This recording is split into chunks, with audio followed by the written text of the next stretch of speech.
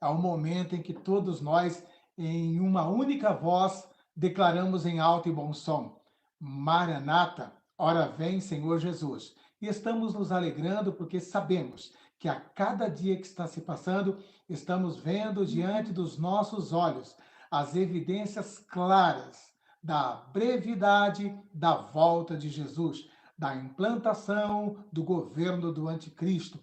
E nós sabemos que nós, como igreja, não temos que temer a nada. Por quê? Porque nosso Jesus está no controle de toda a situação. Tem pessoas que ficam apreensivas com as questões escatológicas, com o Apocalipse, com o que está para acontecer, como se fossem acontecimentos que fogem ao controle de Deus. Uma coisa que nós precisamos guardar na nossa mente, no nosso coração, é que ali no livro de Apocalipse, nós temos ali um momento em que começa a desencadear os acontecimentos catastróficos e trágicos contra essa terra, contra a humanidade. E nós sabemos que o começo de tudo aquilo ali se dá a partir da abertura do primeiro selo. E você já parou para refletir? Quem abre o primeiro selo? Quem tem o poder de abrir e desatar os 7 selos daquele livro que estava selado por dentro e por fora?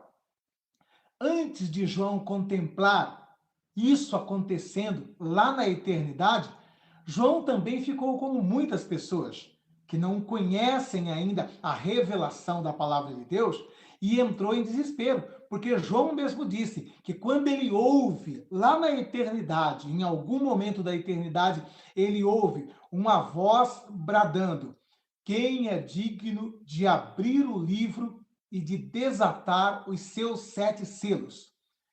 E João, ele começa a olhar aquele cenário e ele começa a ficar apreensivo, porque não havia ninguém que se apresentasse como digno para abrir o livro e desatar os seus 7 selos. E João começa a entrar em pânico. João começa a entrar em desespero. Mas João começa a entrar em pânico e em desespero porque ele não tinha ainda a plenitude da revelação. Ele estava vendo o acontecimento naquele ato. Ele entra em desespero porque João, como um judeu, entendia o significado e o simbolismo daquele livro selado por dentro e por fora.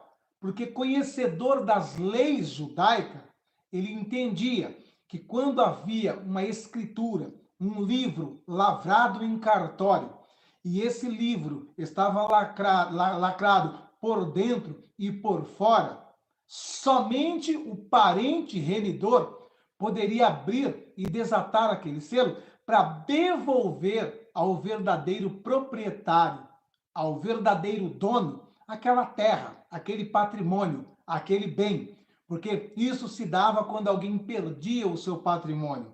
Quando alguém perdia o seu patrimônio, não tinha mais o seu patrimônio por conta de dívidas, né? Uma pessoa perdia os seus bens, os seus patrimônios, e somente um parente próximo, um parente remidor, um parente de sangue, podia ir no cartório e resgatar aquela propriedade, tinha o poder. Nós vamos ver esse exemplo no caso de Ruth e Boaz. Boaz era o parente próximo, o parente remidor, e ele remiu a Ruth, certo? Então, a mesma coisa está acontecendo, só que agora num contexto universal. Era a própria humanidade, era o próprio mundo que estava em mãos alheias. Estava ali lavrado, né, como se fosse uma escritura de toda a humanidade e estava selado por dentro e por fora, e era necessário que se apresentasse um parente próximo para resgatar novamente aquilo. Vocês estão entendendo por que o João entrou em desespero? Ele entendia que aquilo dizia respeito à humanidade. Aquele livro dizia respeito à humanidade. E ele entendia que a humanidade não estava na mão do verdadeiro dono, porque estava com a escritura lacrada, e selada por dentro e por fora, e entendedor da lei judaica, ele sabia que era necessário se apresentar um parente próximo do ser humano, como remidor, resgatador do ser humano. E ele entra em desespero porque não se apresentava ninguém, não aparecia ninguém.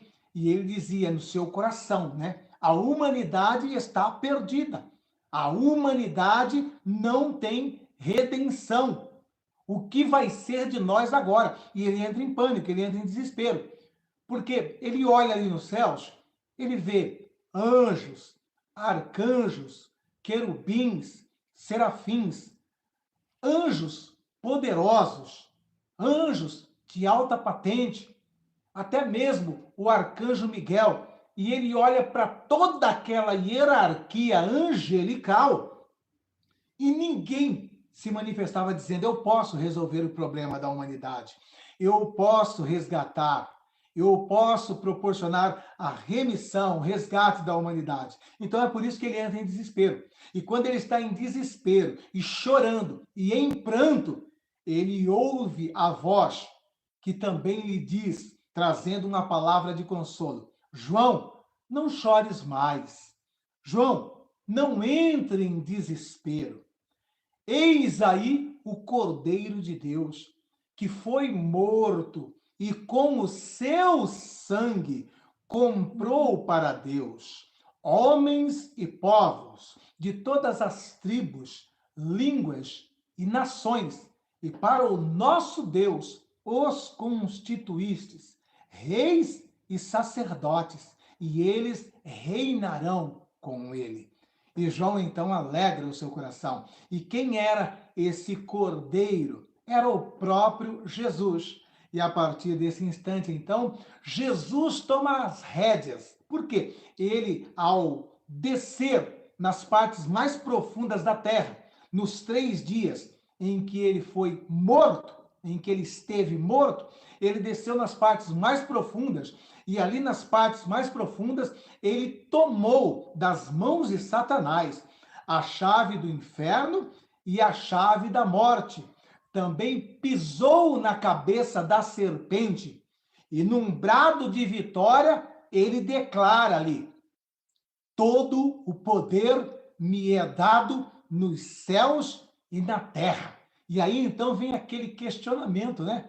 Ó morte, onde está o teu aguilhão? Jesus ressuscitou. Oh, glória a Deus! E esse mesmo cordeiro que pisou a cabeça da serpente, que tomou a chave do inferno, que tomou a chave da morte e deu esse brado dizendo: todo o poder me é dado nos céus e na terra.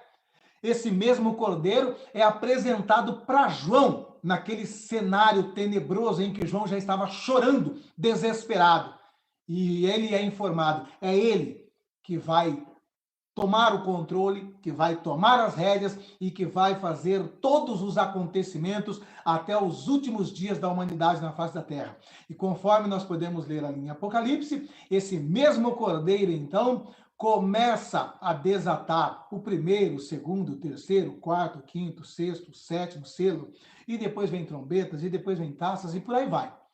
E nós sabemos, então, dessa forma, que tudo será no controle de Jesus, aquele que já venceu na cruz do Calvário. Tudo será no controle dele. Então, eu e você, por que temermos ao ouvirmos falar do Apocalipse, ao ouvirmos falar dos dias difíceis que estão para vir sobre a face da terra, ao ouvir falar das dores de parto, ao ouvir falar de guerras e rumores de guerra, do governo único do anticristo? Por que temer se sabemos que o nosso Jesus, que nos comprou com o seu sangue, está no controle de toda essa situação? Então, não temos que temer, antes, pelo contrário, é motivo de nos regozijarmos, porque sabemos que o nosso Jesus está no controle de tudo. E hoje nós vamos falar um pouco sobre o anticristo. E não obstante do anticristo ter um grande poder, é apenas um grande poder,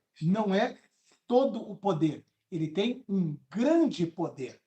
E esse grande poder não vai superar o poder do nosso Senhor e Salvador Jesus Cristo.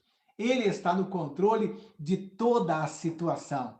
Por isso que nós levantamos a nossa cabeça, alegramos o nosso coração, e entendendo que o dia da nossa redenção está próximo. É só um poucochinho de tempo, como diz a palavra de Deus.